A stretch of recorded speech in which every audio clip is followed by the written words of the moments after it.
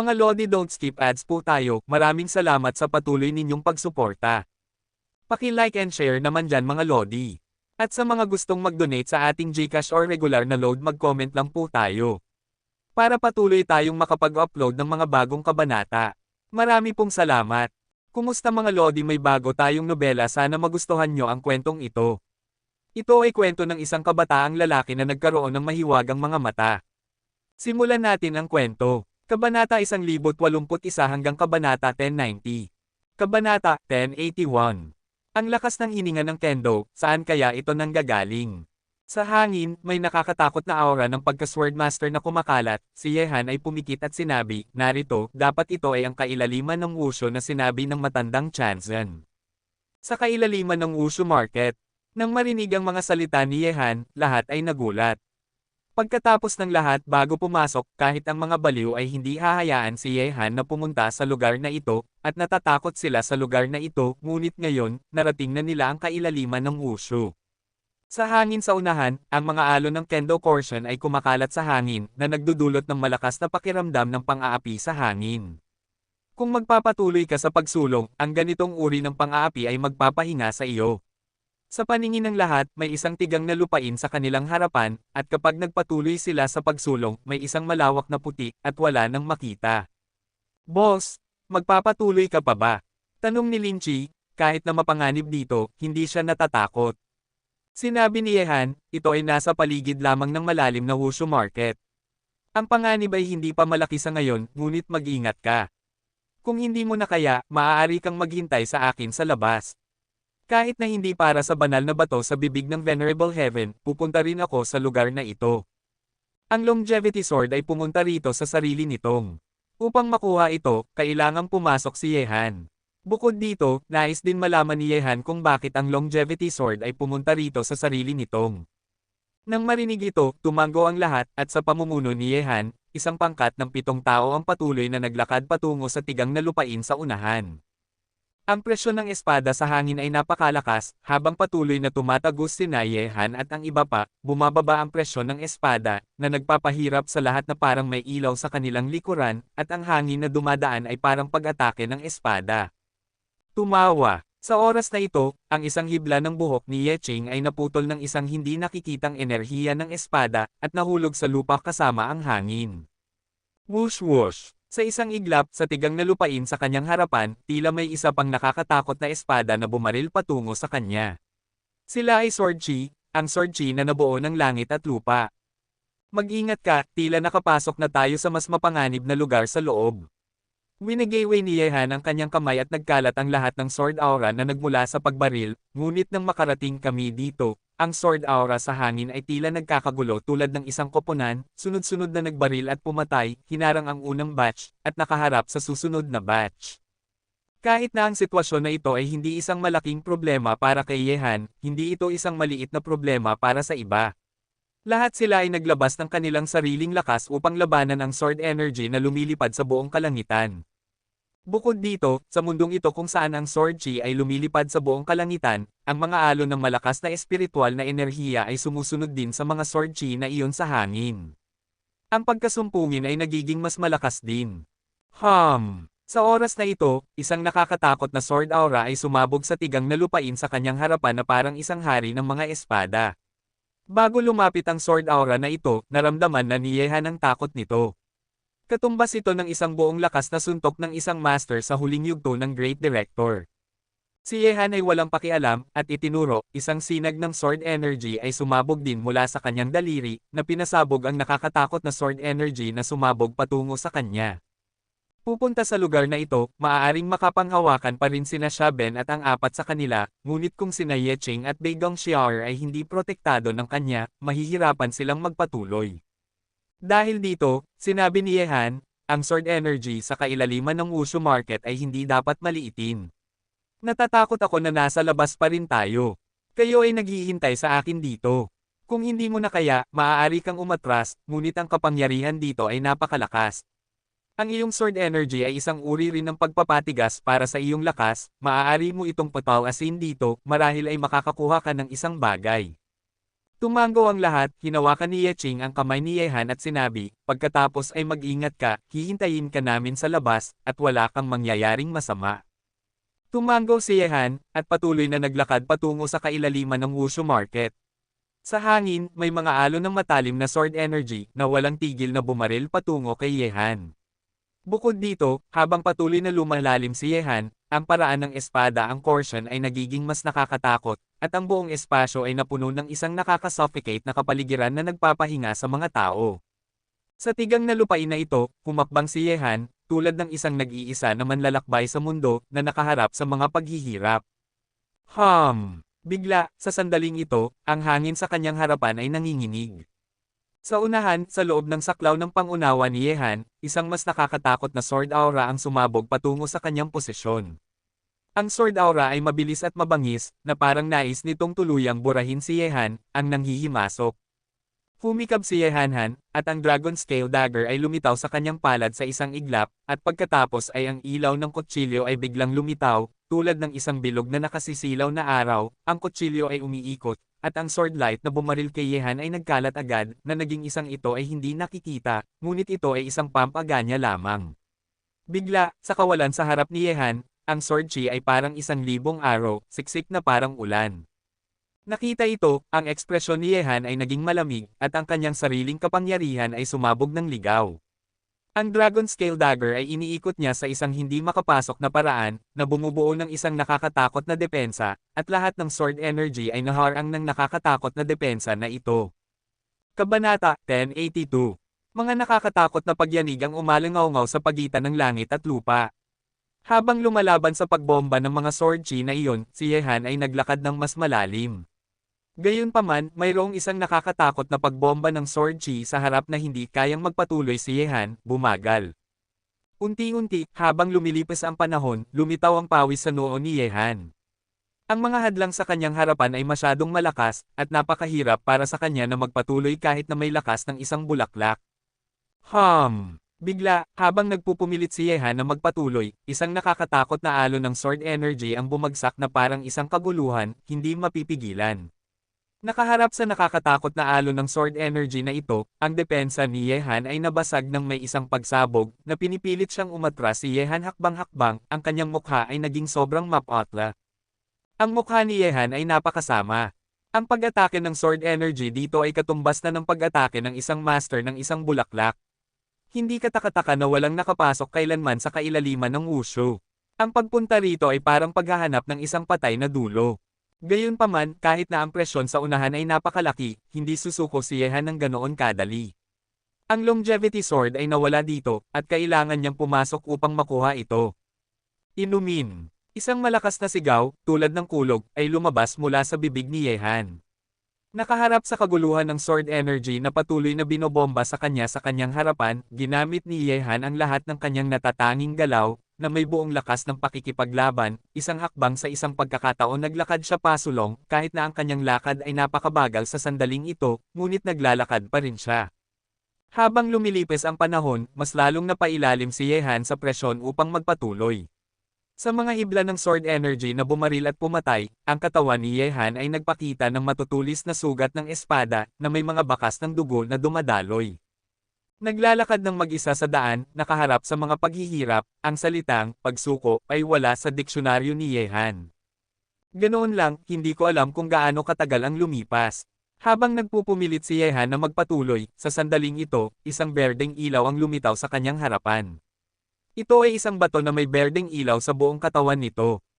Kung saan naroon ang bato, ang aura sa paligid nito ay bumuo ng isang buhawi. Tiningnan ni Yehan ang bato na kumikinang ng berdeng ilaw. Ang batong ito ay napaka-irregular sa hugis at ang laki ng isang palanggana. Kung hindi dahil sa berdeng ilaw na kumikinang sa kanyang katawan, ito ay itinapon sa tumpok ng mga bato. Natatakot ako na walang magbibigay pansin dito. Sa paligid ng batong ito, ang mga alon ng aura ay nagwawalis sa lupa, at ang kayamanan ng aura ay nagulat kahit kay Yehan. Spirit Seed. Nakita ito, ang mga mata ni Yehan ay naglabas ng isang nakakaakit na ilaw. Ang espiritual na enerhiya na nakapaloob sa batong ito ay napakadalisay at malawak, at ito ang pinakadalisay na espiritual na enerhiya na nakita ni Yehan. Dahil sa pagkakaroon nito, ang siksik na kapaligiran ng nakapalibot na mundo ang aura ay bumuo ng isang bagyo na nagwawalis sa mundo, at ang nakapalibot na lupa ay puno ng mga spirit stone. Ang mga spirit stone na ito ay nabuo dahil sa akumulasyon ng spirit seed na iyon. Hindi katakataka na ang matandang Chanzen ay gustong makuha ang batong ito. Natatakot ako na mahirap makahanap ng ganoong kadal-isay at malawak na espiritual na enerhiya sa mundo. Naisip ni Yehan sa kanyang sarili, ngunit dahil nakita niya ang spirit seed na ito, syempre gusto ni Yehan na makuha ito. Halika at umalis. Tungkol sa pagbibigay sa Venerable Heaven, posible ba na ang mga bagay sa mga kamay ni Yehan ay ibinibigay? Bukod dito, gamit ang spirit seed na ito, alam ni Yehan na hindi na siya mag-aalala tungkol sa kanyang hinaharap na paglilinang. Gamit ito ay ganap na katumbas ng pagkuha ng isang movable spiritual mind na maaaring makuha ni Yehan anumang oras na gusto niyang magsanay. Ang ganitong uri ng benepisyo ay mas mahusay kaysa sa spirit mind sa Tengchong Forest. Dahil dito, ang panloob na pagnanais ni Yehan ay naging mas malakas, at iniwagayway niya ang Dragon Scale Dagger at lumapit sa posisyon ng spirit seed hakbang-hakbang. Kahit na ang distansya ay hindi gaanong kalayo, tumagal ng higit sa 10 minuto si Yehan. Dito, ang korsyon ng espada sa pagitan ng langit at lupa ay naging mas malakas. Naramdaman ni Yehan na siya ay nagdadala ng isang malaking bundok sa kanyang likuran. Bukod dito, mayroon pa ring nakakatakot na sword energy sa hangin na mas nagpabagal kay Yehan, malamig na bilis. Tinitingnan ng spirit seed na may dalisay na aura sa kanyang harapan, lumuhod si Yehan at tiningnan ito, at sa isang pag-iisip, ang spirit seed ay nawala sa lupa at lumitaw sa somero ring ni Yehan. Sa kabutihang palad, ang laki ng spirit seed na ito ay hindi gaanong kalaki, kung hindi man ay hindi maisasama ng somero ring ni Yehan. Tungkol sa mga spirit stones sa nakapalibot na lupa, hindi gumalaw si Yehan. Una, ang kanyang somero ring ay walang gaanong espasyo, at pangalawa, gamit ang ganitong uri ng spirit seed, bakit niya kailangan ng mga spirit stone na ito? Sa sandaling ito, tiningnan ni Yehan ang paligid, sumusunod sa kanya sa kailaliman ng Marshall Market, maaaring naglakbay siya ng 4 o 5 milya, ngunit hindi pa rin niya nararamdaman ang aura ng longevity sword sa loob. Tila kailangan nating magpatuloy. Sinulyapan ni Yehan ang harapan, matatag ang kanyang ekspresyon, at nagpatuloy ng may determinasyon. Hanggat hindi siya bumagsak, walang mga hadlang sa kanyang harapan, ngunit kung magpapatuloy siya sa pagsulong, ang paglaban na kakaharapin ni Yehan ay maiisip.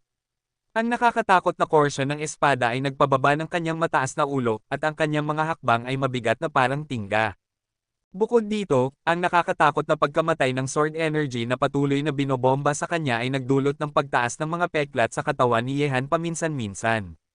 Sa kahabaan ng daan, mga patak ng dugo ang lumitaw sa lupa. Ang tunog ng mga nagrurumbong na banggaan ay tumaas at bumagsak sa harap ng katawan ni Yehan.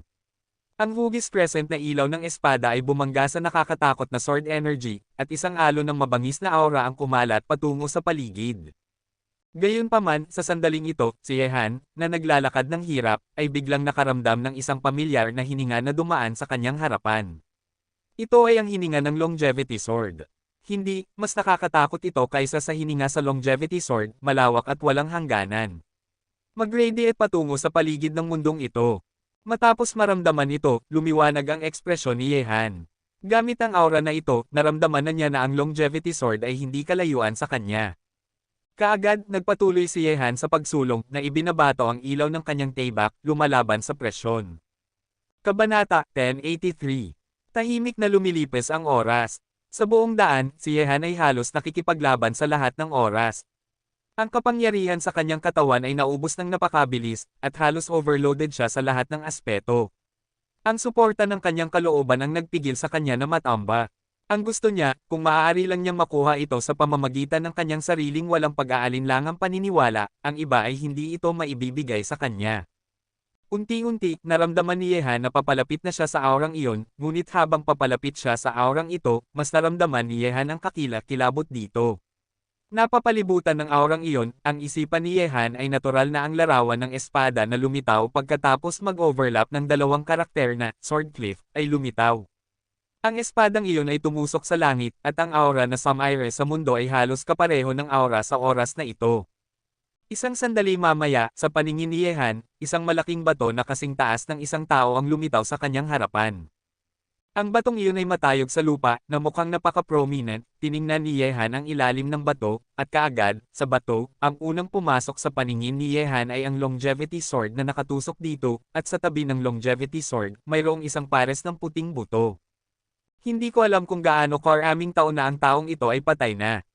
Kahit na ang laman at dugo ay nabulok na, ang kalansay ay nakaupo pa rin na nakadapa sa bato, hinahayaang hipan ng hangin at ulan, nananatiling nakatayo, na hindi nagpapakita ng anumang palatandaan ng pagkasira. Bukod dito, natuklasan ni Yehan na ang sword aura na humihip sa kalangitan ay nagmumula sa kalansay na ito, mas malapit sa kalansay, mas nakakatakot ang sword aura na nagmula, ito ay nakakatakot na pumatay sa lahat ng nabubuhay sa mundo. Ang lakas ay nagpapigil kay Yehan na magpatuloy. Kung susulong siya, tiyak na mamamatay siya sa ilalim ng kapangyarihan na nagmumula sa buto na ito. Ano kayang kakilakilabot na kalansay? Nanginginig ang puso ni Yehan. Kahit na nakaharap siya sa isang taong patay na sa loob ng hindi alam na bilang ng mga taon, si Yehan ay labis na natatakot sa kanyang puso. Hanggat naglakas loob siyang lumapit sa kalansay na ito, tiyak na siya ay mapapawi. Ang aura sa mga buto. Sa sandaling ito, kumunat ang noo ni Yehan. Kahit na mula sa malayo, nararamdaman pa rin niya ang aura sa mga buto at ang espada na lumitaw pagkatapos mag-overlap ng salitang, "Diyan niya." Eksaktong pareho, ang espadang iyon ay naglalaman ng kapangyarihan ng buhay at kamatayan, at kinokontrol ang kapalaran ng lahat ng nilalang sa mundo. Totoo rin ito sa kalansay. Sa sandaling ito, ang kapangyarihan ng buhay at kamatayan ay pumapalibot sa mundo. Naramdaman ng aura na kumakalat na parang mga alon ng tubig na pumapalibot sa kanya, ang imahe ng espadang iyon ay lumitaw muli sa isipan ni Yehan. Ang espadang iyon ay tumusok sa langit, at ang kapangyarihan ng buhay at kamatayan ay sumire sa lahat ng bagay sa mundo. Ang ganitong uri ng larawan ay tumama ng husto sa isipan ni Yehan, na nagdudulot ng matinding pag-asa. Hindi, ito ay hindi isang espada. Sa gabi, habang ang puwersa ng buhay at kamatayan sa mga buto ay pumapalibot sa kanya, tila napagtanto ni Yehan ang isang bagay, tila may nahawakan siya, ngunit hindi pa rin niya ito maintindihan. Ang espadang ito ay masyadong makapangyarihan upang gawin ng mga mortal. Natatakot ako na ang Diyos lamang ng lahat ng nabubuhay ay makakasira ng lahat ng bagay sa mundo gamit ang isang espada at babalik sa kaguluhan. Gayunpaman, ang master na lumikha ng espadang ito ay tiyak na hindi pa nakarating sa antas na ito. Sa makatuwid, ang kanya ay hindi isang espada, ngunit isang artistic conception ng buhay at kamatayan. Bigla, isang kislap ng liwanag ang sumilay sa isipan ni Yehan.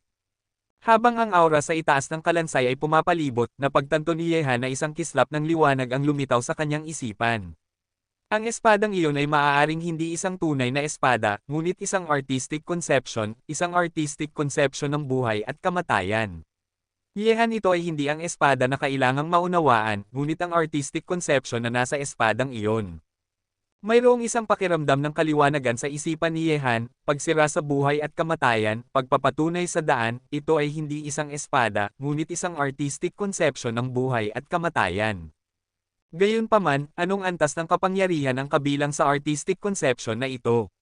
Hindi pa alam ni Yehan, at kahit na naunawaan niya ang kahulugan ng anim na salitang ito, hindi pa rin maunawaan ni Yehan ang kanyang sariling konsepto ng buhay at kamatayan mula sa espadang iyon. Yejeng, anong antas ng kapangyarihan ang kabilang dito? Dahan-dahang binuksan ni Yehan ang kanyang mga mata, tinitingnan ang nakakatakot na kalansay sa bato sa kanyang harapan, ngunit wala ng lakas ng loob si Yehan na magpatuloy. Kung lalapit siya sa kalansay na ito, tiyak na siya ay direktang bobombardahin ng nakakatakot na puwersang iyon. Ang kalansay na ito ay dapat na ang master ng wushu na ito, ang kalansay na naiwan pagkatapos ng pagkamatay ng isang mahusay na kapangyarihan sa panahon ng mga Diyos. Ito ay totoo lamang na kahit na ang taong ito ay patay na, mayroon pa ring nakakatakot na aura sa kalansay, na sapat na upang makita kung gaano ito dapat na nakakatakot sa kanyang harapan. Sa sandaling ito, sa isang pag-iisip sa isipan ni Yehan, nagtatag siya ng isang banayad na koneksyon sa longevity sword. Hindi siya makalalapit sa kalansay. Maaari lamang siyang makipag-usap sa longevity sword sa pamamagitan ng banayad na koneksyon na ito. Pagkatapos lumabas mula sa bangin, pumunta ito rito ng mag-isa. Dapat ito ang espada ng may-ari ng kalansay noong siya ay nabubuhay pa. Halika sa akin, dito ay matatakpan ka lamang ng alikabok magpakailanman, at hindi mo na magagawang ipakita ang iyong sariling liwanag. Ang panlabas na mundo ay napakasaya, maaari mo itong puntahan at makita kasama ko. Sa bato, ang longevity sword ay bahagyang nanginginig, at ang maliwanag na mga sinag ng liwanag ay umiikot sa espada. Nakita ang paggalaw ng longevity sword, lumiwanag ang ekspresyon ni Yehan, at patuloy niyang pinalalim ang koneksyon sa longevity sword. Sa loob ng wala pang 1 minuto, ang longevity sword na nakatusok sa bato ay biglang humiwalay sa bato, nanginginig sa hangin, lumilipad at umiikot. Ang mga alon ng hindi mapaniniwalaang nakakatakot na kendo portion ay inilabas ng ligaw sa kanyang katawan. Sa susunod na sandali, ang longevity sword ay lumipad patungo sa posisyon ni Yehan at umiikot sa katawan ni Yehan. Nakita ito, huminga ng malalim si Yehan, iniunat ang kanyang kanang kamay na parang kidlat at hinawakan ang hawakan ng longevity sword. Kahit na nagtatag siya ng koneksyon sa longevity sword, ang longevity sword ay malinaw na hindi siya nakikilala, o hindi niya gustong hayaan siyang gamitin ito, kaya kinailangan ni Yehan na pilitin siyang kontrolin.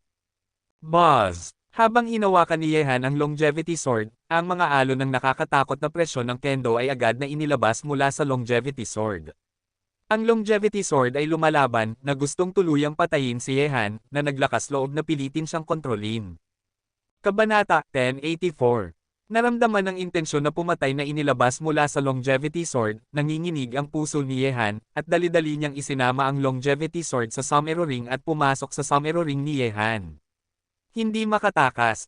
Matapos makuha ang longevity sword, nakahinga ng maluwag si Yehan, at pumasok sa kailaliman ng martial market.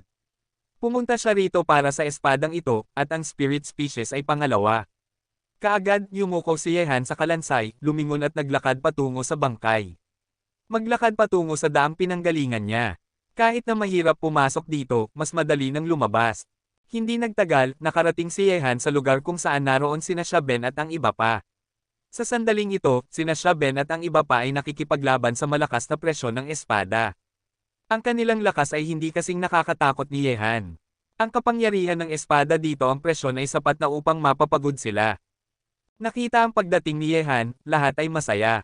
Ang kailaliman ng martial ruins ay lubhang nakakatakot at halos makalaban sila dito. Ngunit nang pumunta si Yehan sa malalim na loob, ang panganib na kanyang haharapin ay mas nakakatakot pa. Si Yehan ay ligtas at maayos. Lumabas, ito ang pinakamagandang wakas. Xiao Han, kumusta ka na? Nagtagumpay ka na ba? Tiningnan ni Yeching si Yehan at nagtanong. Swerte ka. Ngumiti si Yehan, at sinuri ang ilang tao gamit ang kanyang mga mata. Kahit na ang kanilang lakas ay hindi na muling bumuti, ang aura na kanilang inilabas ay mas dalisay. Subukan ito sa kapaligiran na ito. Ang pagpino ay maaaring ilabas ang kanilang potensyal. Mabuti na lang at ligtas kang nakalabas. Lumapit si Yeching at mahigpit na hinawakan ang malaking kamay ni Yehan. Para sa kanya, ang kaligtasan ni Yehan ay mas mahalaga kaysa sa anumang bagay. Tiningnan ni Yehan ang lahat at sinabi, ito ay isang napakahusay na lugar ng pagsubok para sa inyo, at marahil ay wala na kayong gaanong oras na natitira, kaya dapat ninyong patalasin ang inyong mga kasanayan dito at tingnan kung posible para sa inyo na subukan muli bago umalis sa wushu, karagdagan. Nang marinig ang mga salita ni Yehan, tumango ang lahat. Ang lugar na ito ay talagang isang bihirang lugar ng pagsubok para sa kanila. Hanggat bibigyan sila ng sapat na oras, magkakaroon sila ng pagkakataong mag-breakthrough muli dito. Dahil wala nang ibang gagawin, sinimulan din ni Yehan na maunawaan ang kahulugan ng buhay at kamatayan na nasa espadang iyon. Marahil ay kapag tunay na naunawaan niya ito, ang longevity sword ay handang hayaan siyang gamitin ito. Gayunpaman, hindi gaanong lumipas ang oras, nang sina Yehan at ang iba pa ay nag-iisip tungkol sa pagsubok sa kailaliman ng wushu. Sa sandaling ito, isang tinig ang umalingaw-ngaw sa buong espasyo ng wushu. 3 araw na ang lumipas, lahat ay hindi pinapayagang manatili, at dapat umalis sa wushu market sa loob ng isang stick ng insenso. Ang tinig na ito ay ang tinig ng Venerable Heavenly Venerable. Nang marinig ito, lahat sa wushu ay tumingin sa isang kawalan sa gitna ng wushu.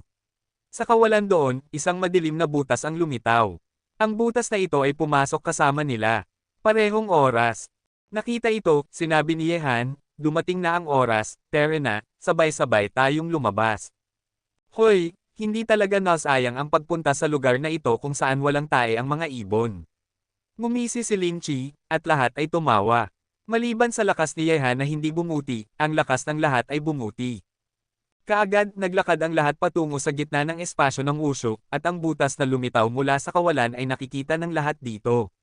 Nang sina Yehan at ang iba pa ay pumunta rito, mayroon ng 7 o 8 tao mula sa sinaunang mundo ng martial arts, mga disipulo ang nagtipon dito isa-isa. Bukod dito, nakita rin ni Yehan si Merong Chando.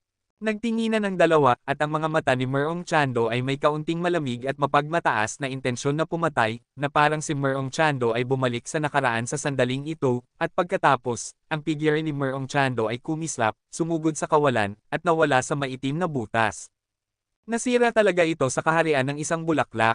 Pumikit si Yehan at tiningnan ang lugar kung saan nawala si Merong Chando. Matapos mag-breakthrough sa kaharian ng isang bulaklak, ang taong ito ay tila may tiwala sa sarili sa pagharap sa sarili. Ang swerte ng taong ito ay talagang maganda. Malamig na umungol si Lin Chi. Pagkatapos pumasok ang lahat sa exit, sina Yehan at ang iba pa ay nawala rin sa espasyo ng wushu isa-isa. Sa Qilian Mountain, sa sandaling ito, sa arena sa gitna ng Qilian Mountain, ang mga figure ay lumitaw isa-isa. Ang mga taong ito ay lahat ng mga young master na pumasok sa espasyo ng wushu, ngunit 18 tao ang pumasok, at tanging ang mga makakalabas sa sandaling ito sa 12 tao, ang iba ay hindi maswerte, at iniwan nila ang kanilang mga buhay sa espasyo ng wushu. Siyempre, pagkatapos pumasok sa espasyo ng wushu, ang lakas ng bawat isa sa mga young master na ito ay pinabuti, at ang ilan sa kanila ay higit na lumampas pa sa kaharian. Tulad ni Ye Qing, Bigong Xiaoer, at Merong Chando, ang lakas ng tatlo sa kanila ay ang pinakamabilis na bumuti sa mga nakalabas. Ang mga tao mula sa sinaunang sekta ng martial arts ay nagtuon ng kanilang mga mata sa ring. Matapos ang ilang mga disipulo ay pumasok sa espasyo ng wushu, wala sa kanila ang nakalabas na buhay na nagparamdam sa kanila ng pagsisisi. Sa ilalim ng arena, sina Madman at ang iba pa ay nakahinga ng maluwag nang makita nila sina Yehan at ang iba pa na lumabas. Kahit na may mga oportunidad sa wushu, mayroon ding mga panganib, lalo na dahil gusto ni Yehan na pumunta sa malalim na bahagi ng wushu upang tumingin. Ito ay nagparamdam sa kanila ng mas malaking pag-aalala. Kahit na ang lakas ng bastos na ito ay hindi bumuti, mabuti na lang kung makalabas siya. Sabi ng baliw na may malalim na paghinga. Sabi ni Jijiukan, Kuya, alam ng taong ito ang kahalagahan, hindi niya ituturing na biro ang kanyang sariling buhay. Ito ay totoo lamang na ang bastos na ito ay isang matigas ang ulo na toro. Minsan, ang 10 baka ay hindi makakahila sa mga bagay na kanyang pinagpapasyahan. Umiling ang baliw. Dumating siya upang lumahok sa paligsahan sa martial arts. Hindi niya hahayaang magkaroon ng kaunting sorpresa si Yehan. Paano pumunta si Yehan dito? Kukunin niya si Yehan pabalik. Sina Ye Qing at Xiaoer ay dalawang mabubuting babae na pabuti na sila ng labis. Ngumiti si Mrs. Wuo, ang kanyang hinaharap ng MA sect ay nakasalalay sa dalawang babaeng ito. Ang lakas ni Merong Chando ay napakalakas. Tila nasira na niya ang tuktok ng Great Governor at pumasok sa isa pang napakataas na kaharian. Sa sandaling ito, ang mga mata ng maraming tao ay nahulog kay Merong Chando. Kabanata 1085. Si Merong Tian ay dapat na pumasok na sa kaharian ng isang bulaklak, ang parehong kaharian ni Yehan, ang taong ito ay hindi mahina. Ang bawat isa ay may kanya-kanyang oportunidad. Kung si Yehan ay makararating sa puntong ito, si Merong Tian, na sinusuportahan ng banal na lupain ng Kunlun, ay natural na magagawa rin ito. Ngayon siya at si Yehan ay itinuturing na pantay, ngunit hindi nila alam kung paano makipagkompetensya kay Yehan. Sa ilalim ng kaharian, sino ang mas makapangyarihan sa dalawa sa kanila? Sa ring, sinulyapan ni Yehan ang mga tao sa paligid niya. Ang mga taong ito ay higit pa o kulang na gumawa ng malaking pag-unlad, at lahat sila ay may mga masayang ekspresyon sa kanilang mga mukha. Si Merong Tian ay nakatayo sa dulo ng ring. Sa kanyang harapan, ang kanyang ekspresyon ay malamig at mapagmataas, at isang malakas na aura ang patuloy na inilabas mula sa kanya, na parang natatakot siya na hindi malalaman ng iba na siya ay nag-breakthrough. Sa oras na ito, sumulyap si Merong Tian sa likuran niya, at ang kanyang walang pakialam na mga mata ay nahulog ng direkta sa katawan ni Yehan. Sa isang iglap, isang nakakagulat na intensyon na pumatay ay inilabas mula sa kanyang katawan. Ang intensyon na pumatay ay direktang tinutungo kay Yehan. Pinagsama ang porsyon ng kalooban, nag-breakthrough sa kaharian ng isang bulaklak, ang pinakagustong gawin ni Merong Chando ngayon ay ang magkaroon ng isang masayang labanan kay Yehan, patayin si Yehan sa harap ng mundo, at maghiganti. Ito ay totoo lamang na si Merong Chando, na nagtipon ng porsyon ng kalooban at nag-breakthrough sa kaharian ng isang bulaklak, ay talagang kalaban ni Yehan. Tungkol sa intensyon na pumatay na inilabas ni Merong Chando patungo sa kanya, ngumiti lamang ng malamig si Yehan. Gusto siyang patayin ni Merong Chando, at mas gusto pa niyang alisin si Merong Chando. Sa oras na ito, ang Venerable Sky ay tumitingin din sa grupo ng mga batang mukha sa ring. Ang kanyang mga titig ay dumaan sa mga taong ito isa-isa, at ang ilang mga Spirit Stone ay higit pa o kulang na inilabas mula sa mga taong ito. Ang mga Spirit Stone na ito ay may malaking epekto sa Kunlun, ang kanyang banal na lupain. Pagpasok sa martial market trial, hayaan ang mga disipulo ng iba't ibang mga sekta na mapabuti ang kanilang lakas, ang Venerable Heaven ay hindi nagmamalasakit, ang kanyang inaalala ay ang Lingxi, kung hindi dahil sa mga master na tulad nila na hindi makapasok sa martial market, ang mga tao mula sa banal na lupain ng Kunlun ay nagpunta na sa loob mismo, paano ito magiging posible? Umasa sa sinaunang mundo ng martial arts upang tulungan silang mangolekta ng mga Spirit Stone. Gayunpaman, nang ang mga mata ni Venerable Tian ay nahulog kina Yehan at sa grupo ng mga tao, ang kanyang mga ngumingiti na mga mata ay biglang nagyelo dahil si Venerable Tian ay hindi nakakaramdam ng anumang pag-aalinlangan ng mga Spirit Stone kina Yehan at sa iba pa, na nangangahulugang sina Yehan at ang iba pa ay hindi man lang nakapaglabas ng isang Spirit Stone. Higit pa rito, sa katawan ni Yehan, hindi nakita ni Chanzen ang gusto niyang makita. Ang Spirit Seed, si Yehan ay hindi naglabas ng Spirit Seed. Sa mga taong ito, ang Celestial Venerable ay may mataas na pag-asa kay Yehan, umaasang si Yehan ay papasok sa kailaliman ng martial ruins at magdadala ng piraso ng Spirit Seed sa kanya. Gayunpaman, ang pangwakas na resulta ay lubos na nabigo kay Venerable Tian. Gaya ng kasabihan, mas malaki ang inaasahan, mas malaki ang pagkabigo. Sa sandaling ito, si Venerable Tian ay nasa estadong ito, at ang kanyang ngumingiti na mukha ay may kaunting paninigas. Kahit na ang mga ekspresyon ni Venerable Xuanhuang ay naging pangit sa sandaling ito. Ang lahat ng iba pa ay bumalik na may mga Spirit Stone, ngunit sina Yehan at ang iba pa ay wala. Marahil dahil nadama niya ang titig ni Venerable Sky, tiningnan din siya ni Yehan. Nagtinginan ang dalawa. Naramdaman ni Yehan ang isang banayad na lamig mula kay Venerable Sky. Kahit na itinago ito ng mabuti ng isa't isa, naramdaman pa rin ito ni Yehan. Bahagyang kinuyam ni Yehan ang kanyang palad. Sa sandaling ito, si Venerable Heavenly One ay nakangiti pa rin, ngunit kung ikukumpara sa bago pumasok sa wushu, ang kanyang ngiti ay malinaw na pilit. Marahil, ang paggamit ng isang ngiti upang itago ang isang kutsilyo, apat na salita ang mas angkop na ilarawan sa kanya. Tila masyadong mataas ang inaasahan ko sa iyo. Tiningnan ni Venerable Sky si Yehan na may pilit na ngiti sa kanyang mukha. Nang marinig ito, nagkibit-balikat si Yehan at sinabi, hindi ako maswerte na makapasok sa kailaliman ng wushu, kaya mapapahiya ko lang si Chanzen. Hindi ito inisip ni Yehan nang ibigay niya ang Spirit Seed kay Venerable Heaven. Ang Spirit Seed na ito ay ang mapagkukunang kailangan niya para sa kanyang hinaharap na paglilinang, kaya paano niya ito ibibigay sa ibang tao, lalo na sa banal na lupain ng Kunlun. Kaya, kumusta naman ang Lingxi? Posible bang ang swerte ng 7 sa inyo ay napakasama? Walang pakialam na tinitigan ni Xuanzhen si Yehan. Sina Yehan at ang kanyang koponan ay nakinabang lahat mula sa wushu, ngunit wala silang ginawa para sa kanila. Nagdadala sila ng anumang bagay na may halaga sa banal na lupain ng Kunlun. Tiningnan ni Yehan si Xuanzhen at sinabi, posible na napakasama ng ating swerte upang makita ang Spirit Stone, ngunit hinabol at pinatay kami ng isang grupo ng mga mababangas na hayop sa loob ng mahabang panahon at nakaligtas mula sa kamatayan. Ang mga bangkay sa wushu ay wala na. Kaya, hindi mo pa nakikita ang banal na bato. Kalmadong tinanong ni Chanzen si Yehan. Umiling si Yehan, hindi ko talaga ito nakita. Nang marinig ito, huminga ng malalim si Venerable Tian, at ang ngiti ay unti-unting nawala sa kanyang ngumingiti na mukha. Kung ganoon nga, ano ang silbi ko sa pag-iingat sa iyo? Kung ganoon nga, ano ang silbi ko sa pag-iingat sa iyo? Paglabas pa lang ng mga salitang ito, ang ngumingiti na mukha ng Heavenly Venerable ay agad na naging walang pakialam na parang kutsilyo, at ang matalim na aura na parang matalim na sandata ng isang mahiwagang sandata ay kumalat sa buong mundo sa isang iglap. Ang super powerhouse sa tuktok ay nagpakita ng kanilang tunay na kulay. Ang taas nila ay orihinal na itinuturing ang mga nabubuhay na nilalang bilang mga langgam. At ito ang kanilang pinakatotoo na panig, ang magiliw ng ngiti ng Heavenly Venerable, na parang tiyo sa tabi ng pinto, ay isang mapagkunwari na panig na nagkubli sa ilalim ng kanyang tunay na mukha. Sa sandaling ito, si Yehan ay hindi nakamit ang layunin ng Venerable Heaven, at natural na hindi niya hahayaang si Yehan, isang henyo na maaaring magdulot ng panganib sa banal na lupain ng Kunlun, ay patuloy na lumago. Kung posible para kay Shu na ilabas ang Spirit Seed, pinatay na niya ito sa unang pagkakataong narinig niya ang pangalang Yehan.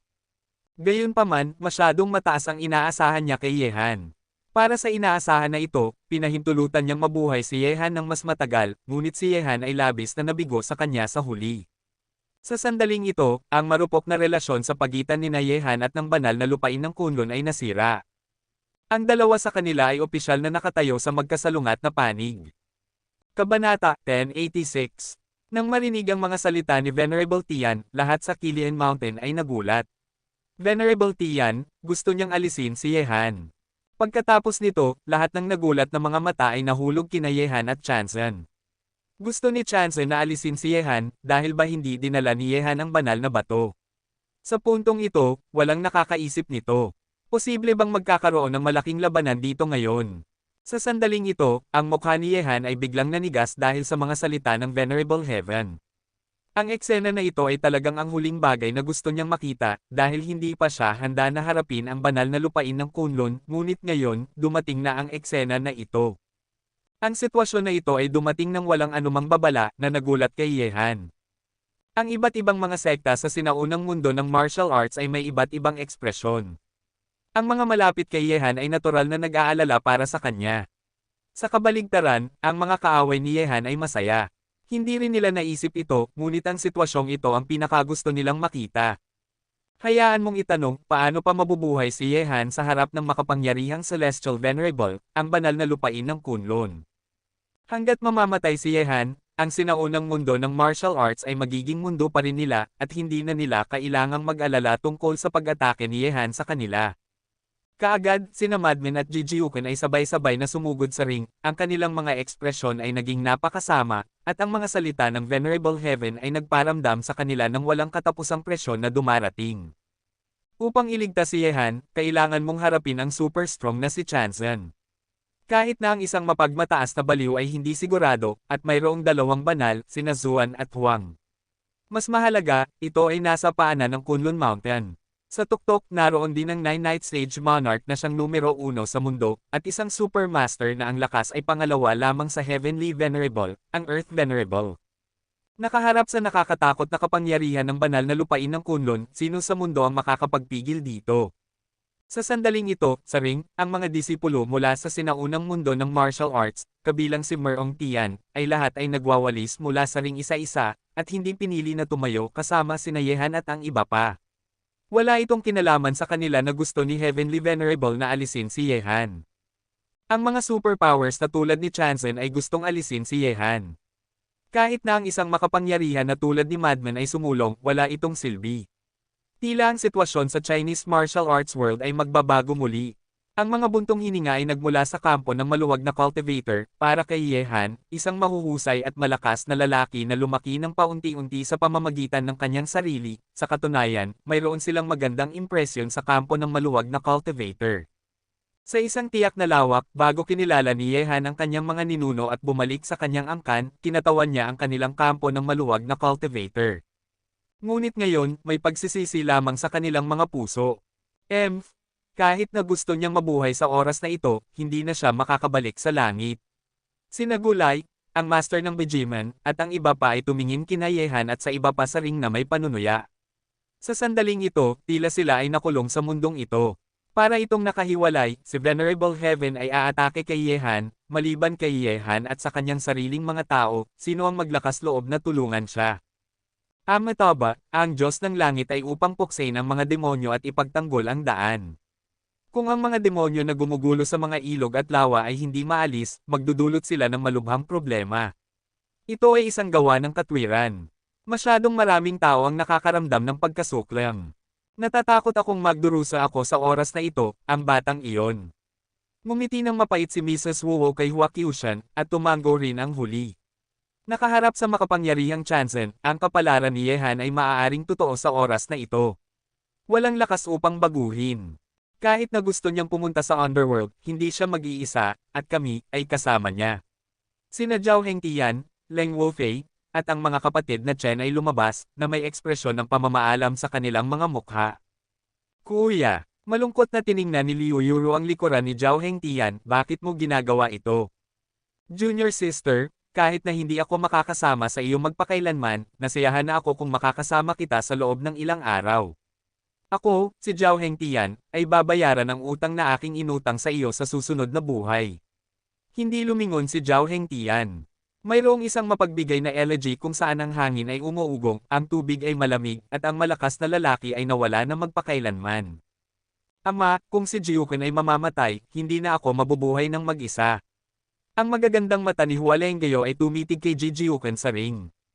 Ang lalaking ito ang tanging asawa na kanyang nakilala sa kanyang buhay. Kapag nakumpirma na ang relasyon, kung si Jiuken ay mamamatay, pupunta rin siya kasama nito. Nang marinig ito, ngumiti ng mapait si Hua Qiushan, at sabay na bumantong hininga, niloko ng lumikha ang mga tao. Sa entablado ng ring, habang ang isang kamay na kasing lambot ng Jade ay humawak sa kanyang malaking kamay, ang pabago-bagong kalooban ni Yehan ay dahan-daang humupa. Sa tabi niya ay sina Ye Qing at Bei Gongxiao, at mahigpit na hinawakan ni Ye Qing ang kanyang kamay. Hawak ang malaking kamay ni Yehan, may isang matagal na determinasyon sa kanyang mahinahong mukha. Xiaohan, huwag kang matakot, kasama mo ang ate. Ang mga salitang ito ay parang isang ate na nagpoprotekta sa isang nakababatang kapatid na lalaki na natatakot sa gabi. Sa sandaling ito, si Yehan ay may pagnanais na umiyak. Tiningnan niya ang mahinahong mukha na iyon. Sa sandaling ito, kahit na ang sitwasyon ay kamatayan, si Ye Qing ay hindi matatakot dahil siya ay isang ate at gustong samahan ang kanyang nakababatang kapatid. Kahit na pumunta tayo sa Huangquan, dapat tayong magkasama. Ate, hindi ako natatakot. Niyakap ni Yehan si Ye Qing sa kanyang mga bisig, at tumangala siya sa langit. Ate, ang mundong ito ay talagang napakaganda, pangako sa akin, kung mabubuhay ka, gagawin mo ito kaagad. Tiya. Matapos sabihin ito, si Ye Qing ay nawala ng malay sa mga bisig ni Yehan, walang malay. Dalhin mo siya pababa, hindi siya dapat madamay sa nangyari dito ngayon. Ibinigay ni Yehan ang walang malay na si Ye Qing kay Bei Gongxiao. Niyakap ni Bei Gongxiao si Ye Qing, tumitig kay Yehan gamit ang kanyang magagandang mga mata, ang mga walang pakialam na mga mata na kasing lamig ng yelo, ngayon ay mayroon ding kaunting lamang, pangako mo rin sa akin na mabuhay, kung hindi, ituturing ko ang lahat ang mundo ay nagpapahayag na ako ay babae ni Yehan, at pagkatapos ay maglalagay ako ng berdeng sombrero sa iyo at babalik. Mabuhay! Sa oras na ito, makakaligtas ba siya? Kabanata 1087. Pinapanood si Bei Gongxiao na umaalis sa ring kasama ang walang malay na si Ye Qing sa kanyang mga bisig, tumangala si Yehan sa langit.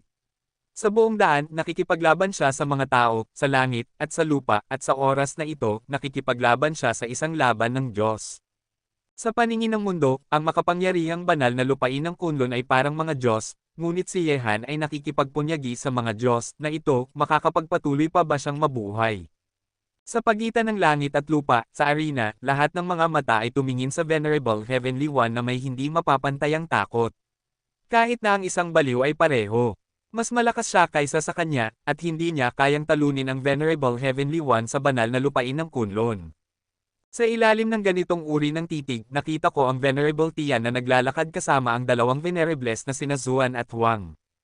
Ang hindi mapapantayang malamig na aura sa tatlo sa kanila ay tila nagyayelo sa mundo, at ang langit sa kawalan ang hininga ay naging lubhang nakakaapi, at sa Kilian Mountain, ang mga tao mula sa lahat ng pangunahing kampo ay umatras ng ilang distansya isa-isa. Kapag gumawa ng hakbang ang tatlong Venerables, ito ay magiging nakakagulat at umiiyak na mga multo at Diyos. Ang titig ni Yehan at ang kay Venerable Heaven ay magkasalungat na nakatitig, pareho silang nagtitigan na parang matutulis na espada. Ito ay isang matigas na labanan. Hawak ni Jiuken ang tailback sa kanyang kamay, at inilabas ang korsyon ng kanyang kalooban. Huminga ng malalim ang baliw at sinabi, nangako ako kay Qing Mo na dadalhin ko siyang pabalik na buo, ngunit natatakot akong sisirain ko ang aking pangako, ngunit siya ang anak ko na baliw na Ji, kahit na gusto siyang ilipat ng Diyos, isinapanganib niya ang kanyang buhay, gusto ko ring parusahan sila. Madman Ji, maaari kang tawaging hari sa mundo, ngunit sa paanan ng Kunlun Mountain, kahit na ikaw ay isang dragon, kailangan mong kulutin ng akin. Malamig ang mukha ni Venerable Huang, gusto ni Chanzen na alisin si Yehan, ngayon, walang makaliligtas sa kanya, kaya kumusta naman ang sikat na Ji Quanren. Nang marinig ang mga salitang ito, ang mukha ng baliw ay hindi nagbago, walang katapusang marahas na aura ang sumabog ng ligaw, at ang sikat na espada na Xuanyuan ay itinuro na sa langit. Ang tatlong venerables ay isang batang junior lamang, hindi ba talaga natin siya bibigyan ng paraan palabas? Sa oras na ito, sa tensyonado at nakakadepress na kapaligiran na ito, apat na figure ang naglakad mula sa paanan ng Kilian Mountain. Ang apat ay sabay-sabay na naglakad at unti-unting lumitaw sa paningin ng lahat sa Kilian Mountain. Jian Huang, Xiao Qingshan, Military God, Sword God, ang apat na nangungunang makapangyarihang tao ay dumating na. Nakita ito, lahat sa mundong ito ay nagulat. Ang apat na ito, kahit alinman sa kanila, ay pawang makapangyarihang mga lalaki na sikat sa mundo ngayon. Ang lakas ng reserbang puwersa ni Yehan ay nakakatakot din, ang mga puwersang ito ay pinagsama, natatakot ako na ang banal na lupain ng Kunlun lamang ang makakapagapi sa kanila. Gayunpaman, sa pagdating ng apat na nangungunang makapangyarihang tao na ito, maiingat ba nila si Yehan na buhay?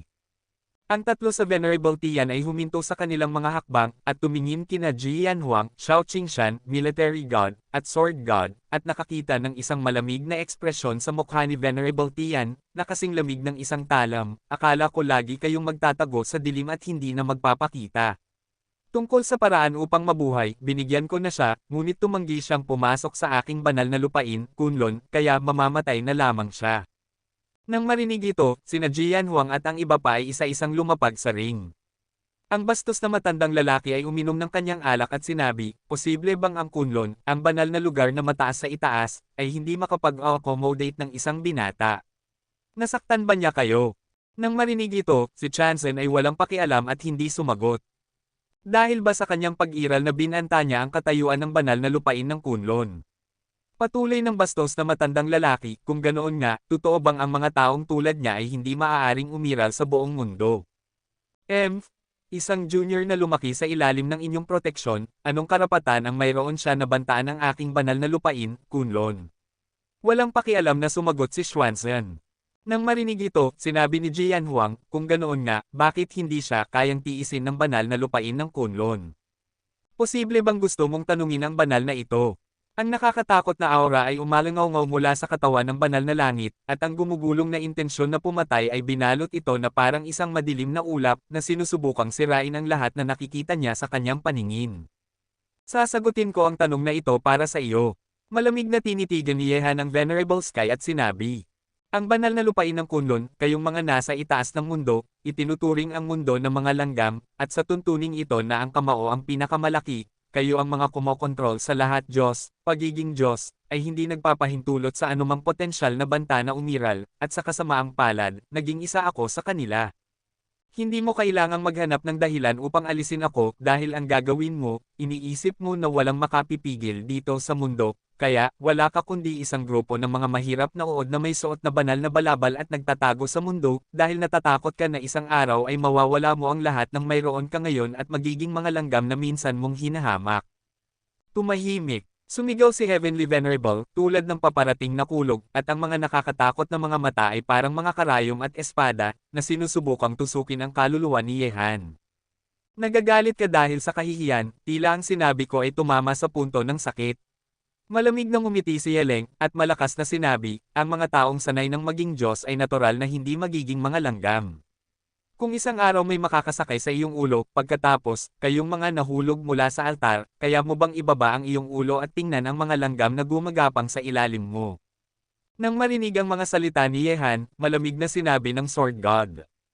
Tama iyon, ang kinatatakutan ng mga mapanlinlang na Diyos na ito ay isang araw ay magiging mga mortal muli sila, dahil noon, sila rin ay umunlad mula sa mga mortal hanggang sa mga mapagkunwari na Diyos. Noong nakaraan, sila rin ay mapagpakumbabang mga langgam na kailangang tumingin sa iba, ngunit ngayon, gusto nilang gamitin ang banal na pagkakakilanlan na ito upang takpan ang kanilang nakaraang pagpapakumbaba at kawalang halaga, sa sandaling mawalan nila ang banal na aurang ito, ano sila? Sinasabing sina Venerable Tian at Venerable Xuanhuang ay mamamatay. Mula nang pumasok sa banal na lupain ng Kunlun at maging ang kataas-taasang banal, sino pa ang maglakas loob na suron sila at tapakan ang kanilang dignidad ng ganito? Ngunit ngayon, ang mga salita ni Yehan at Sword God ay talagang tumama sa gilid ng kanilang mga puso na hindi dapat ilantad. Sa buong mundo, tahimik ang karamihan. Hindi nila maitatanggi ang sinabi ng tatlong venerables na bawat salita, ngunit ngayon, kahit na ilantad nila ang madilim na bahagi ng tatlong venerables, ano ang silbi nito? Sa sitwasyon na ito, ang kamao ang pinakamalaki, at ang lahat ay kailangang gumamit ng lakas upang magsalita. Ang mga salitang ito ay nagmumula sa aking puso at tinatawag ko ang banal na lupain ng Kunlun. Posible bang ikaw, ang Diyos ng Espada, ay ngumiti at nagtanong sa langit, nakalimutan mo na ba ang aral na iyong natutunan noon? Kabanata 1088.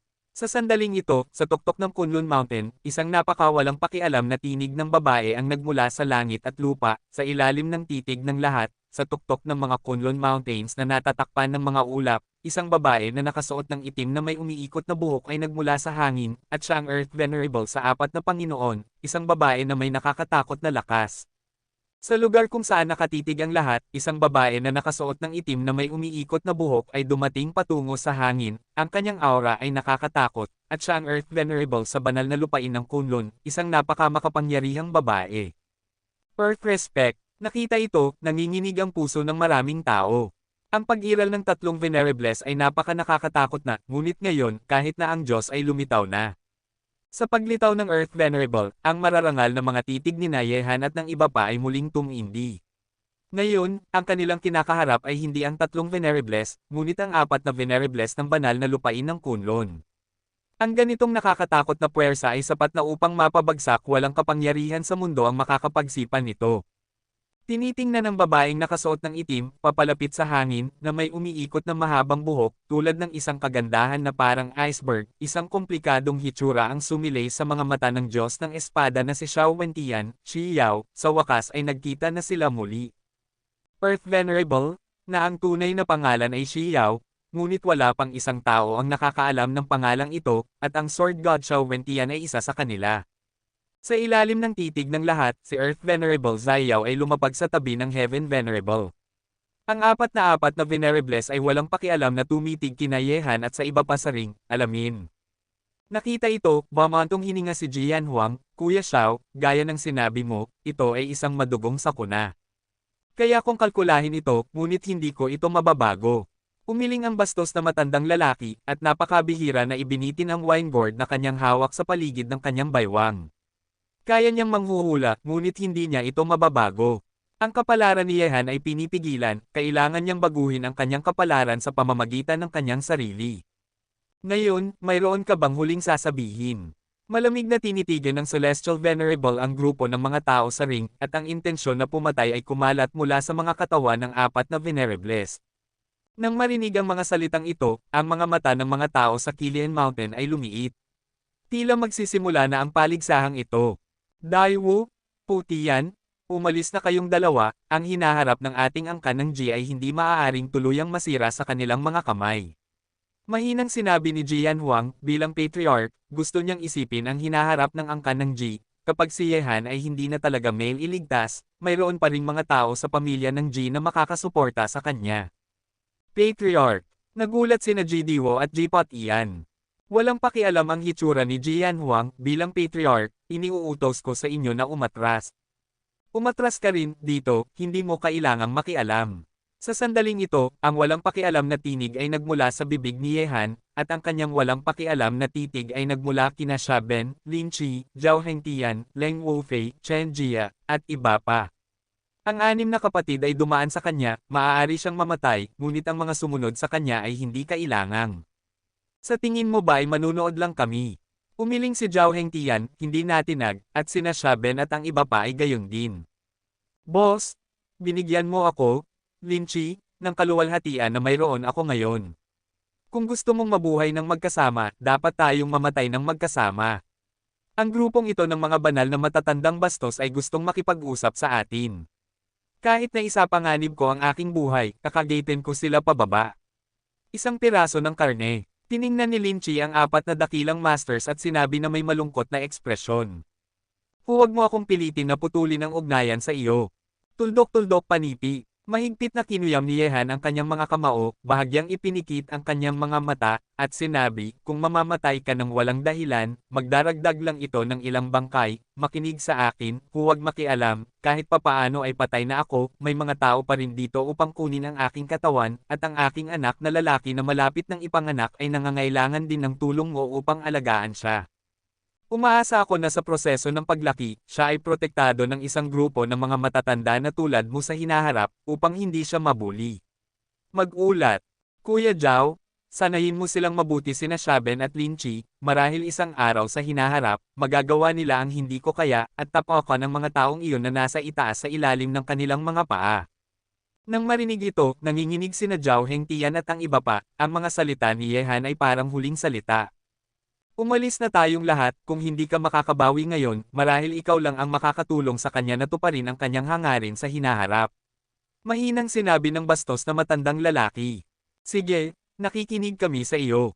Mahigpit na kinuyam ni Zhao Hengtian ang kanyang mga kamao, at tumingin sa apat na dakilang venerables na may mga mata na puno ng galit. Kung mamamatay ka, ang iyong anak ay magiging anak ng lahat sa Tianlong. Sa oras na iyon, hahayaan kong mana si Shaben at Lin Chi sa Tianlong. Dito, isang araw, babalik tayo.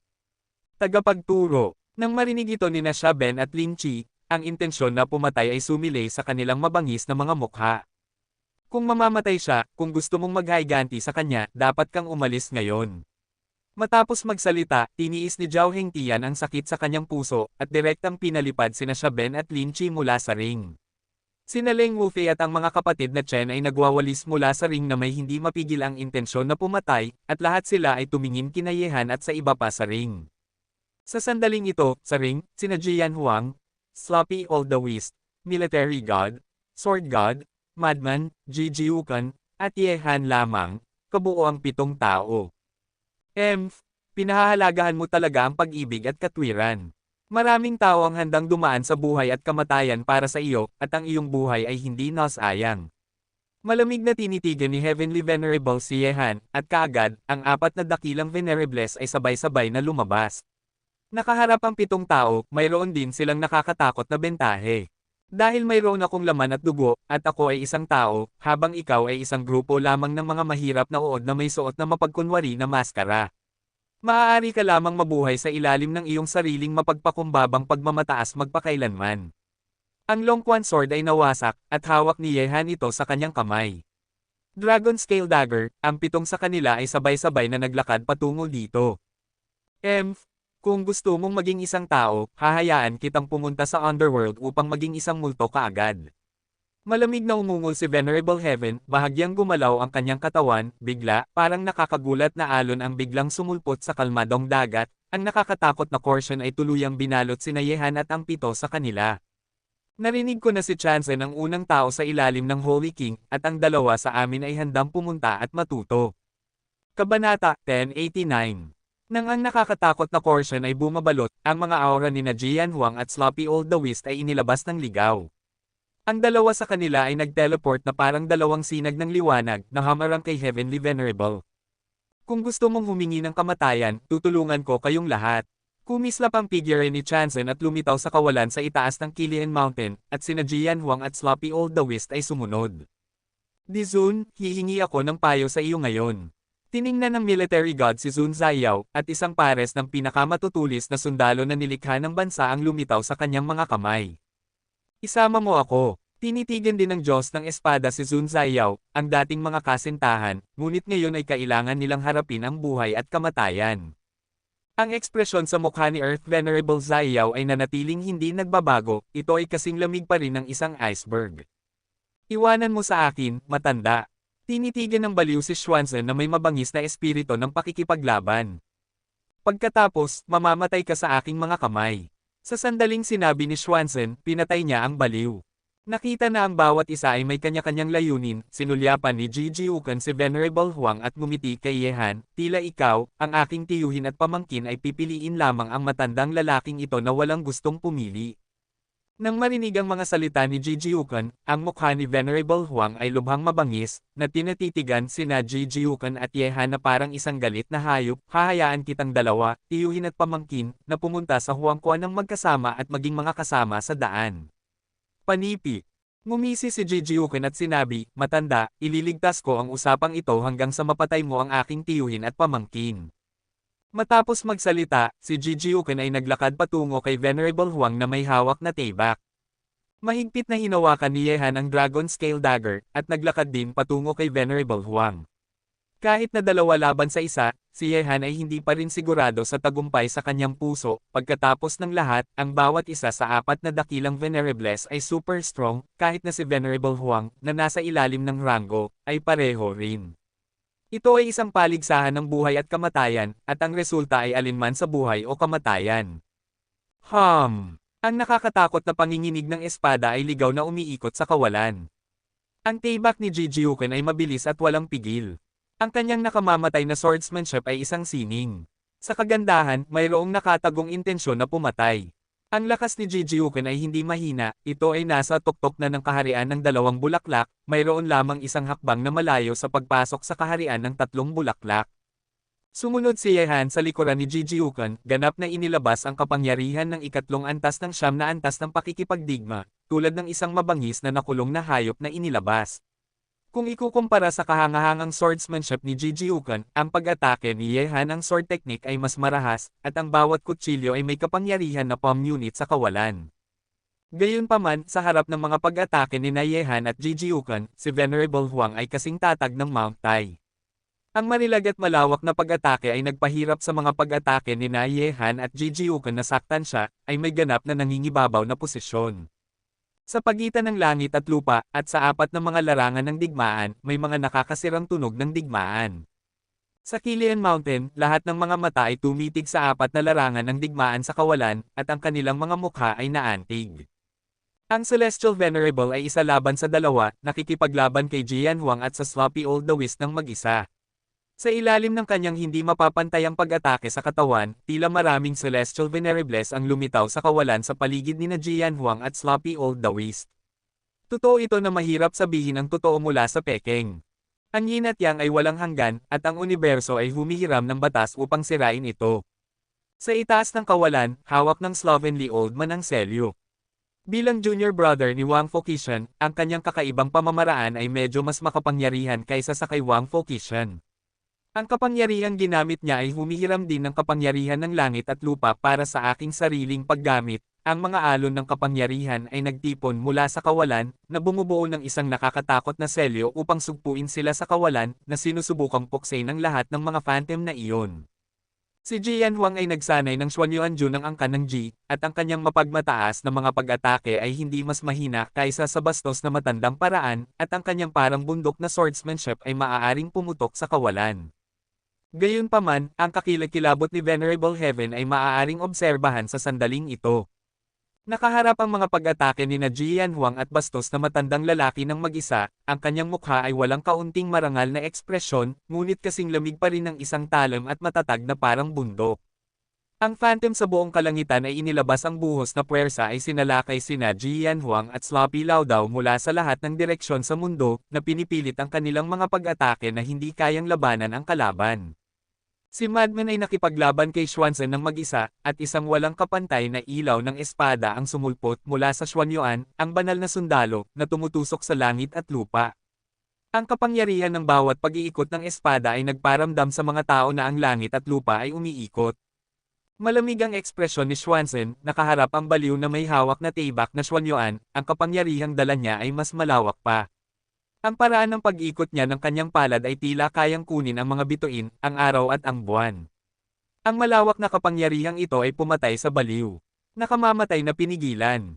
Sa kabilang banda, sina Sun Ziyao, ang God of War at ang God of Sword, ay nakipaglaban sa isang babae, ngunit parehong ang God of War at ang God of Sword ay pinipigilan din, hindi kayang sirain ang pag-atake ni Sun Ziyao. Nakita ang 4 na dakilang labanan sa pagitan ng langit at lupa, ang mga mata ng lahat sa Qilian Mountain ay puno ng hindi mapapantayang pagkagulat. Sa sandaling ito, personal nilang nakita ang kakilakilabot ng banal na lupain ng Kunlun. Ang kampo ni Yehan ay nagkakaisa, ito ay isang malakas na alyansa ng unang klase na isa sa mundo. Gayunpaman, ang banal na lupain ng Kunlun ay mas nakakatakot pa. Nakaharap ang kombinasyon ng mga kilalang master na ito sa mundo, kaya pa rin nilang sugpuin ito. Ginagamit nila ang kanilang hindi mapapantayang lakas upang patunayan sa mundo na ang banal na lupain ng Kunlun ay hindi matatalo. Lagi kong naririnig na ang banal na lupain ng Kunlun ay nakakatakot, ngunit kakaunti ang mga taong nakakita sa kanila na kumilos. Matapos ang digmaang ito, natatakot ako na ang kakilakilabot ng banal na lupain ng Kunlun ay magiging mas popular. Tinitingnan ng apat na labanan sa pagitan ng langit at lupa, bumantong hininga si Huaqiusha na may isang tunog. Tiningnan ni Master Wuwo ang kawalan at sinabi, ito ay isang grupo ng mga malalakas na tao na nakikipaglaban sa mga Diyos. Matapos si Yehan, natatakot ako na mahihirapan na para sa ganitong grupo ng mga tao na lumitaw laban sa mga Diyos, na ito. Naiinggit ang langit sa mga mahuhusay. Kabanata 1090. Sa kawalan, ang mga galaw ni Yehan at Jijiukan ay kumikislap sa pagitan ng langit at lupa na may walang katapusang lakas ng pakikipaglaban. Sa gitna nila, ang mga kamao ni Venerable Huang ay mas nakakatakot kaysa sa mga banal na sandata. Sina Yehan at Jijiukan ang nakakatakot na mga pag-atake ni Jijiukan at ng dalawa pang umiikot, at ang kamao ng kalaban ay madaling mapawi sila. Tumawa. Ang nakakatakot na liwanag ng Taebak ay patuloy na sumusulong, ginamit ni Yehan ang Taebak sa halip na Taebak, at ipinakita ang Thunderbolt World-Destroying Swordsmanship. Sa itaas ng langit, ang nakakatakot na liwanag ng kulog ay kumikislap, at ang mga kulog ay bumagsak din sa oras na ito. Ang mapanirang kapangyarihan ay nagtipon sa talim ni Yehan, at habang sinugod ni Yehan ang talam, ang liwanag ng talim ay naging isang lubhang matalim at nakakatakot na liwanag ng Taebak, na sumabog kay Venerable Huang. Ang sword technique ay maganda, ngunit sa kasamaang palad ay hindi ito makakatulong sa iyo na baligtarin ang iyong kapalaran, malapit ka nang mamatay. Nakita ang mapanirang pag-atake ng Taebak ni Yehan, ang ekspresyon ni Venerable Huang ay lubhang walang pakialam. Matayog na nakatayo sa kawalan, ang kanyang kamao ay sumabog lamang ng ganon, isang hindi masisira na puwersa umalon ito mula sa kamao ni Venerable Huang. Sa susunod na sandali, lumiit ang mga mata ni Yehan, at ang unang galaw ng kanyang Thunderbolt Extermination Sword Technique ay tuluyang nalibing ng hindi masisirang kapangyarihan ni Venerable Huang, at wala man lang siyang karapatang ikiling ang kalaban. Gayunpaman, matapos sirain ang Thunderbolt Swordsmanship ni Yehan, ang kamao ni Venerable Huang ay tumatama pa rin sa katawan ni Yehan. Ang suntok na ito ay sisire sa katawan ni Yehan. Tumagal. Nakaharap ang nakakatakot na kamao ni Venerable Huang, ang banal na apoy ng Suzaku sa katawan ni Yehan ay sumabog, at ang nakakatakot na mga apoy ay kumalat sa buong kawalan. Kasabay nito, ang kapangyarihan sa Yin at Yang Twin Beads ay sumabog mula sa mga mata ni Yehan, na bumubuo ng dalawang landas ng pagkawasak. Ang mga sinag ng liwanag ay sabay-sabay na sumabog patungo kay Venerable Huang. Gayunpaman, sa harap ng ganap na lakas, kahit na may maraming pamamaraan si Yehan, hindi niya mababago ang wakas. Ang nakakatakot na kamao ni Venerable Huang ay dumaan sa dagat ng apoy, na sinira ang dalawang sinag ng pagkawasak, at lumitaw ng direkta sa katawan ni Yehan, bago gumulong. Gayunpaman, sa sandaling ito, si Jijiukan ay bumaba mula sa langit na may hawak na Taebak. Ang nagyayelong liwanag ng Taebak ay tila pinutol ang kamao ni Venerable Huang, na pinipigilan ang pag-atake ng kalaban na makalapit kay Yehan. Boom! Ang nakakatakot na mga panginginig ay kumalat sa kawalan. Ang Taebak ni Jijiukan ay nahulog, ngunit direktang tinangay ng suntok ni Venerable Huang. Ang nakakasirang puwersa ay sumalakay, na nagparamdam sa mukha ni Jijiukan na sobrang mapatla, at si Yehan ay binombori ng puwersang ito at umatras, isang hibla ng dugo ang nakasabit sa sulok ng kanyang bibig. Ang mga katawan ng dalawa sa kanila ay umatras sa kawalan. Kahit na kayang tiisin ni Jijiukan, si Yehan ay nasugatan na. Pagkatapos ng lahat, sa mga tuntunin ng martial arts realm, si Yehan ay nasa antas lamang ng isang bulaklak, kahit na ang kanyang lakas ng pakikipaglaban ay hindi sapat. Kung ikukumpara sa isang master sa kaharian ng dalawang bulaklak, ngunit nakaharap ang isang super strong na tulad ni Venerable Huang, ang lakas ni Yehan ay hindi sapat. Malamig ang ekspresyon ni Venerable Huang. Nakatayo sa kawalan, pinanood niya sina Yehan at Jijiukan na umatras. Ang kanyang katawan, tulad ng isang sinag ng liwanag, ay dumiretso sa posisyon ni Yehan. Para sa mga tao sa banal na lupain ng Kunlun, ang kanilang pangunahing layunin ay patayin muna si Yehan. Sa mga tuntunin ng potensyal na banta, si Yehan ay mas nakakatakot kaysa sa mga sikat na makapangyarihan tulad ni Jian Huang. Kapag binigyan sila ng pagkakataong lumago, ang kataas-taasang kapangyarihan ng banal na lupain ng Kunlun ay mapanganib. Ang nakakatakot na korsyon ng kalooban ay binalot siya, at ang katawan ni Venerable Huang ay lumitaw sa harap ni Yehan halos sa isang kisap mata. Ang hindi mapapantayang bilis ay napakabilis na hindi kayang sundan ng mga mata. Sa ilalim ng presyon ng kalooban, naramdaman lamang ni Yehan na ang kanyang katawan ay nagyayelo, hindi kayang gumalaw sa kawalan, at mapapanood lamang niya ng walang magawa habang si Venerable Huang ay dumarating upang kunin ang kanyang buhay. Napansin ito, ang ilang mga taong ang mga mata ay nahulog kay Yehan ay nagyelo, nakaharap kay Venerable Huang ng mag-isa, paano magkakaroon ng tsansang mabuhay si Yehan. Nakakaawa. Isang malalim na buntong hininga ang nagmula sa bibig ni Mrs. Wu. Mahigpit niyang hinawakan si Bigong Xiaoer gamit ang kanyang kamay, pinipilit ang isa't isa na huwag gumawa ng anumang galaw. Sa digmaang ito, walang makaliligtas kay Yehan, kaya sumali, iyon ay maaari lamang ipadala sa kamatayan. Sa makatuwid, si Bigong Xiaoer ay mapanunod lamang si Yehan na harapin ang desperadong sitwasyon na may mga luha sa kanyang mga mata na nakakaramdam ng matinding pag-asa sa kanyang puso. Ang mga tao mula sa Bagwa Sect ay bumantong hininga rin ng matagal at tumitig sa kawalan. Mamatay. Mabangis ang mukha ni Venerable Huang at ang lubhang nakakatakot na presyon ng kalooban ay bumagsak sa katawan ni Yehan. Sa isang iglap, ang tunog ng pagkabasag ng mga buto ay patuloy na umalangaw mula sa katawan ni Yehan, na parang sa sandaling ito, ang kanyang buong katawan para bang ang mga buto ay nabasag, ang mga bangkos ng dugo ay sapilitang piniga mula sa katawan ni Yehan, na nagdulot ng pagkabasag ng kanyang mga laman loob. Matanda, at ang iyong ikapitong master. Bigla, nakakita ako ng dalawang figure na sumugod sa lupa sa itaas ng lupa. Sila ay parang dalawang galit na mababangas na hayop na may mabangis na mga mukha. Ang hampas na ito ay direktang ipapako kay Venerable Huang sa kawalan. Bueno! Ang mga mata ni Venerable Huang ay kumislap na kasing lamig ng yelo, at lumingon siya upang tumingin kina Shaben at Lin Chi gamit ang kanyang malamig na mga mata na parang nakatingin sa mga langgam, kayong dalawang walang buhay na bagay, gusto ninyong humingi ng kamatayan, tutuperin ko kayo. Matapos magsalita, iwinagayway ni Venerable Huang ang kanyang mga manggas. Bigla, tila may isang nakakatakot na bagyo na humihip sa pagitan ng langit at lupa na nanginginig sa langit at nanginginig sa lupa. Ang mga pag-atake ni Shaben at Lin Chi ay hindi pa nahahawakan ang katawan ni Venerable Huang. Ang mga katawan, ang dalawa sa kanila ay nabalot ng nakakatakot na puwersa ng bagyo, ang kanilang mga katawan ay nahulog patungo sa lupa na parang saranggola na may sirang tali, at malakas na tumama sa lupa. Natatakot ako na mahigit sa 100 buto ang nabasag. Gayunpaman, kahit na ang biglaang intervention ni Shaben at Lin Chi ay hindi nakasakit kay Venerable Huang, nagbigay ito kay Yehan ng pagkakataong mabuhay.